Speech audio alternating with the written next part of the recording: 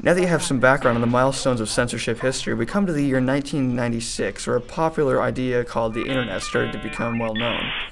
People were allowed to post pretty close to anything on the internet as long as it didn't violate any laws, like, let's say, copyright laws. Somebody can put copyright material on the internet if they use it responsibly. Doug Walker, aka the Nostalgia Critic, used to have an internet series called 5-second movies. They summed up a film or films in 5 seconds or more. They were taken down all the time until he made this video in response. Check it out. Oh, hello! Welcome to 5-second movies. I'm that guy with the glasses, and I bet many of you are wondering exactly how this channel works. Well, I'll tell you. You see, unlike other channels, 5-second movies doesn't keep its videos in the video section. Instead, every single video is given its own individual channel, and are then placed in the favorites category of this channel. So if you want to watch a 5-second movie, be sure to go to the favorites section and not the video section. Oh, Mr. Glasses, I have a question. Why, if it isn't my old pal and associate, Mr. Puppy the Puppy. What's on your mind, Mr. Puppy? Well, how come every video you make has to have its own individual channel? That's a very good question, Mr. Puppy, and I'm glad you asked.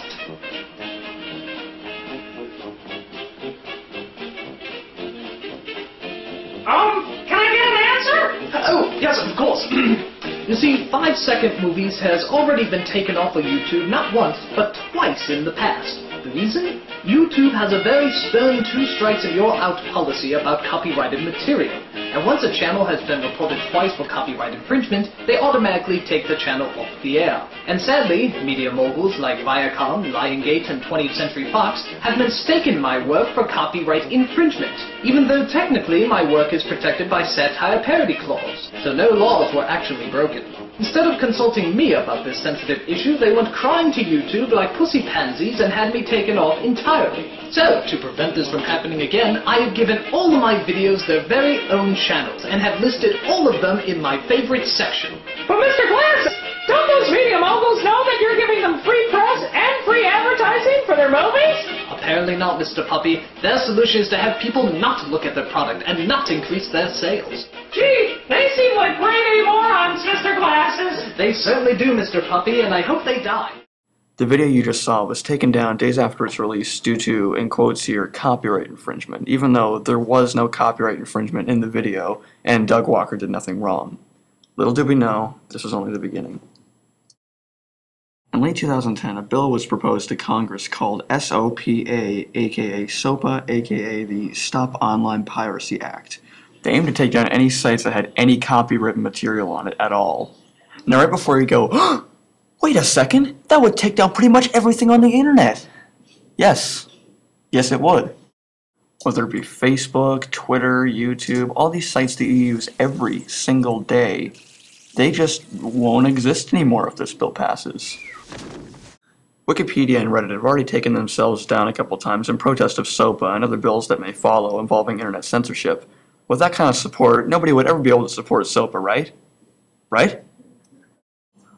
On December 15, 2011, things went from bad to worse. The long-awaited SOPA debate was to take place that night, and to nearly everyone's surprise, the supporters of SOPA were winning. The debate lasted nearly 12 hours, and there truly was no conclusion. Yeah, SOPA didn't pass, but next debate scheduled for late January. The supporters of SOPA claim that even though it is a harsh bill, it's going to stop piracy for movies and video games, which is absolutely false.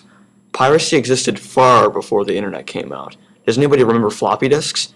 And if that's too high-tech for you, how about the double VCR trick that people used to use for copying VHSs?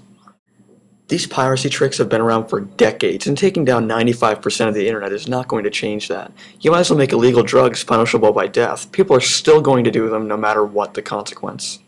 And here's another thing they never take into consideration. Think about the people who work for the internet. Yeah, hundreds of people work for the internet. The Nostalgia Critic works for the internet. The Angry Video Game Nerd works for the internet. Hell, even Ray William Johnson works for the internet. These guys will lose their jobs if SOPA passes. The bill has a very good chance of passing at this rate. I'll conclude by saying just spread awareness, sign petitions, protest, do whatever you like, just remember that every little bit helps.